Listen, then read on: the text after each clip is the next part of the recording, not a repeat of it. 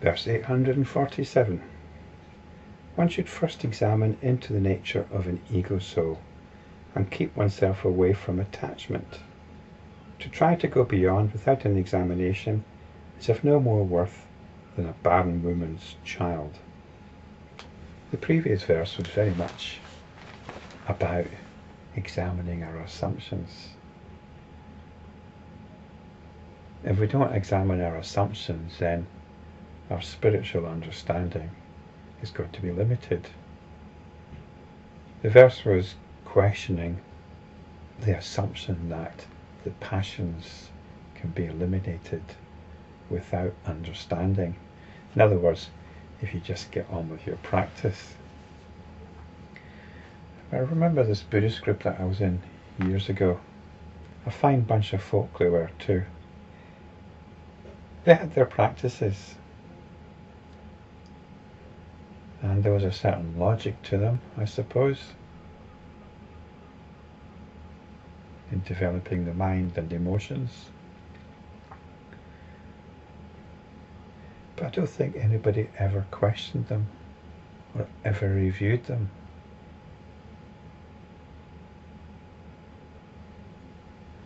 It was all about developing right views and not having wrong views. Michi ditties, I think, was the word that was used. So you had to kind of align your views somehow with the correct understanding.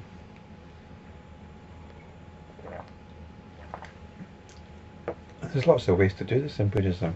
You understand the Four Noble Truths, which lead to the path, which comprise the path to the end of suffering.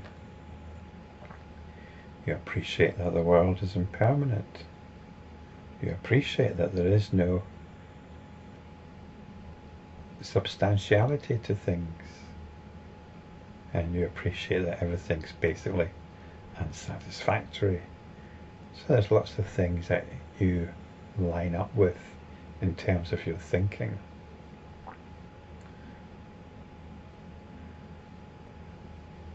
But this whole approach that's being presented in these teachings of shining a light on our limiting assumptions, well, there was nothing like that going on. Nothing like that. You certainly did not subscribe to the belief in a soul.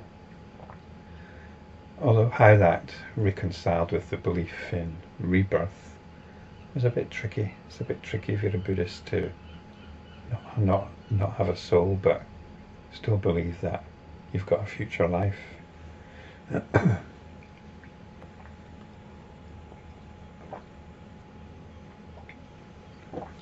And there's lots of ways around this. But let's have a look at this verse. One should first examine into the nature of an ego soul and keep oneself away from attachment. The ego soul only exists in relation to a world out there.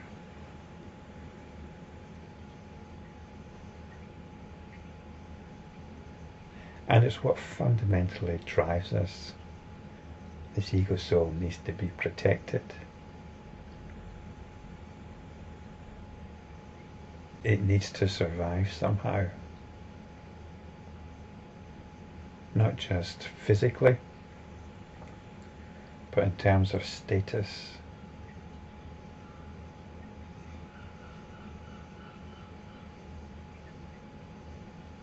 In terms of being appreciated, how much of our activity is generated by these drives. I almost got ordained into this Buddhist movement, into this Buddhist order, and I could see how it wouldn't be a good thing. It wouldn't be a good thing for me, and it wouldn't be a particularly good thing for those that came into contact with me, because I would have this Sanskrit name, an Indian name, and I'd be at the top of a local hierarchy. I could get involved in a local meditation centre. I might be part of the committee running the centre, or I might even be head of that committee running the centre. And people would come along to meditation classes, people who are looking for something, and they'd look to me because I'm the chief there, and I've got the Indian name. I've been ordained, so automatically a certain spiritual status is ascribed to me. I would love it. I would love it. Maybe I'd be okay, in terms of that particular situation. I think I'd be quite aware of the projection going on and all the rest of it. But you have to be a very strong person to deal with that, I think. I'm not sure I'd be strong enough. I do get a little bit annoyed from time to time that I don't get many viewers on these videos. I suspect if I was Tibetan, or I was an Indian guru sitting on a golden throne, I'd get a lot more viewers. But who am I catering to then? Who am I catering to? I'm catering to people that want a particular aesthetic experience. And I'd love to give that experience, to be honest. But it's not what it's about. It's not what it's about. I hope you can listen to the videos on this channel with some relief.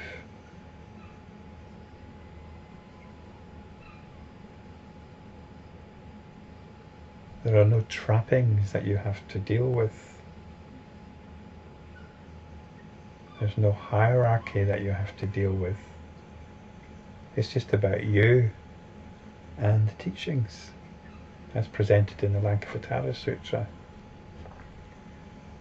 I am a companion, perhaps. You don't need these videos, you can just get on with the verses. But hopefully, with these videos, you can enter into a deeper appreciation. So this ego soul, I have to watch out for it. I'm calling myself Gurugillies.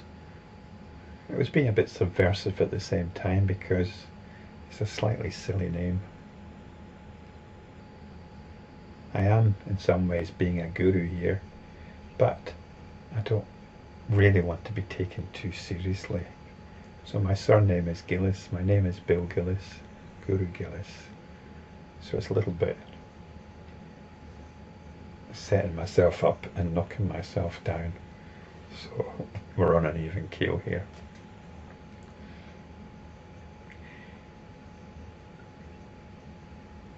And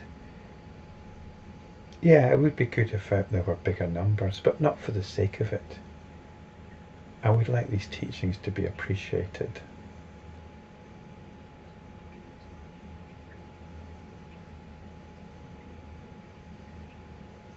For what they are.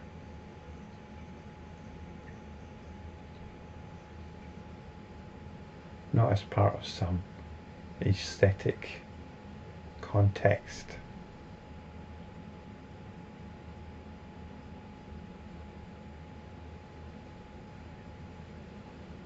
And I think if somebody really appreciated what was happening on these videos, then yeah, you might want to pay homage to me and give me all your money.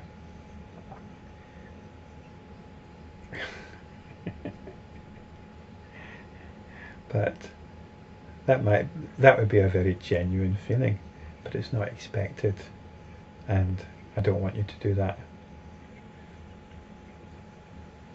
But if you really appreciated what's going on here, that would be an honest response. But really what you need to do is apply this in your own life. If you came to visit me and prostrated at my feet and wanted to give me all your money, it'd be a little bit embarrassing. I'm not sure who'd get anything out of that.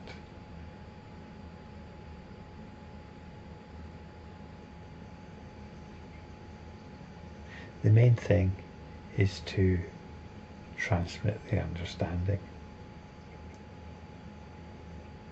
So yeah, we have to be careful with this ego soul. To what extent am I looking for some kind of personal acknowledgement? It'd be good to get personal acknowledgement, but only if it's because the teachings have been understood and appreciated. I'm certainly not going to go into some kind of huff because nobody appreciates me. But it's something I've had to watch out for.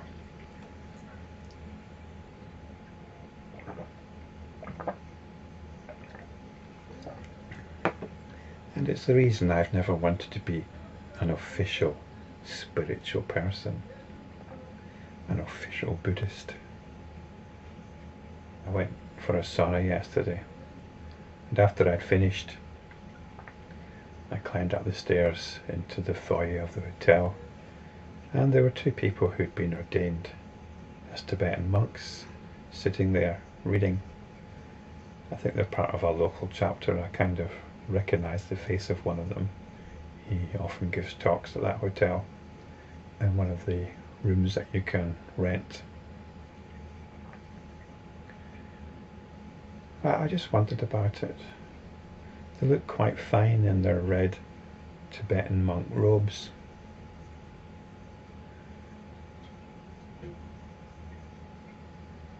It's a very definite identity. It's a very definite identity that you're setting up in relation to the world.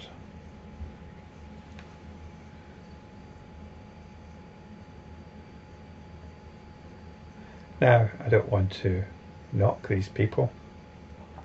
I don't know anything about them.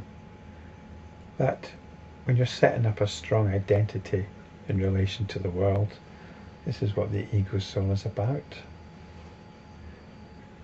When it gets down to it, you need to have some sort of identity in relation to the world. So why not be a Tibetan Buddhist monk? As long as you don't invest in it. As long as you don't invest in it. I've got some identity here now in relation to the world. Especially within the world of YouTube and this channel. I have an identity. I've chosen it. I've decided what I'm going to wear each day, how I should look. I don't put that much effort into it. And perhaps there is some investment in it, but it's pretty minimal, as you might have gathered. So this is something to look at. Keep oneself away from attachment. And that's investment in this ego soul. It's investing in the presentation of ourselves to the world. Ultimately, we shouldn't really care. Ultimately, we don't care. That's part of liberation.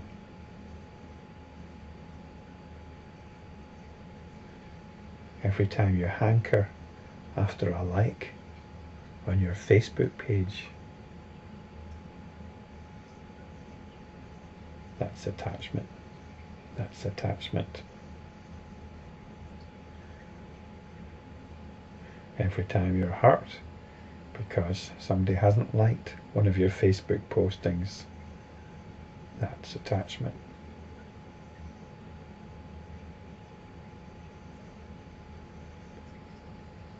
In fact, our online life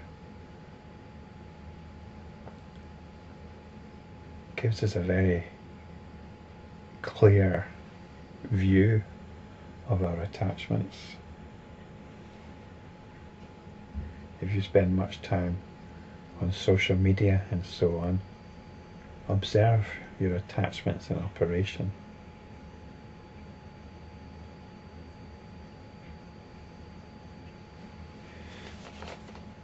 So to try to go beyond without an examination is of no more worth than a barren woman's child. And a barren woman's child is something that exists as a figure of speech only. It's not real. And so if you're thinking of yourself as spiritual, and as part of how you invest in your ego identity in relation to the rest of the world, then this is of no more worth than a barren woman's child. So this is a very profound verse, a very profound teaching. We look at our attachments with respect to our identity, with respect to who we are.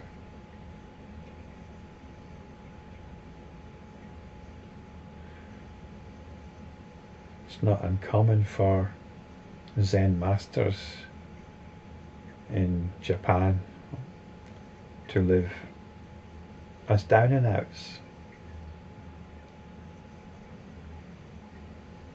This is a very radical way of making sure that you're not investing in an ego. It's not a method I'm recommending. Maybe it works for some people, but we need to be careful about attachments to our own self-image.